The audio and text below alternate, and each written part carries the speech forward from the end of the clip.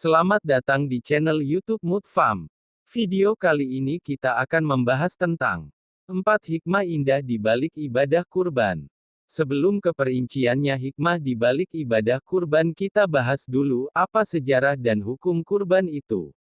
Kurban adalah praktik menyembelih hewan sebagai bentuk ibadah dalam agama Islam. Praktik ini berasal dari kisah Nabi Ibrahim dan diteruskan kepada Nabi Muhammad SAW hingga sekarang. Cintanya Allah kepada orang yang berkurban. Aisyah menuturkan dari Rasulullah SAW bahwa beliau bersabda, tidak ada suatu amalan yang dikerjakan anak Adam, manusia, pada hari raya Idul Adha yang lebih dicintai oleh Allah dari menyembelih hewan. Karena hewan itu akan datang pada hari kiamat dengan tanduk-tanduknya, bulu-bulunya, dan kuku-kuku kakinya. Darah hewan itu akan sampai di sisi Allah sebelum menetes ke tanah. Karenanya, lapangkanlah jiwamu untuk melakukannya. Wujud takwa dalam ibadah kurban. Daging, hewan kurban, dan darahnya itu sekali-kali tidak akan sampai kepada Allah, tetapi yang sampai kepadanya adalah ketakwaan kamu. Demikianlah Dia menundukkannya untukmu agar kamu mengagungkan Allah atas petunjuk yang Dia berikan kepadamu. Dan sampaikanlah kabar gembira kepada orang-orang yang berbuat baik. Qs Al-Hajj 37. Semakin mahal hewan kurban, semakin besar pahala yang didapat.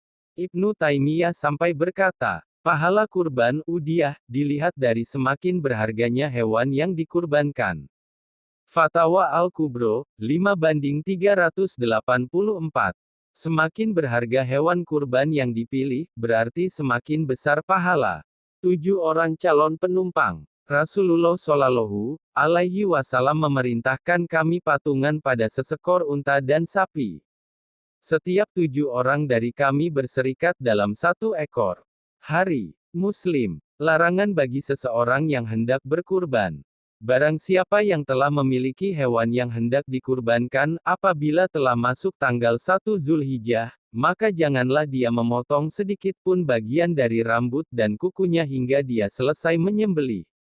Hari Muslim 5236, Abu Daud 2793, dan yang lainnya.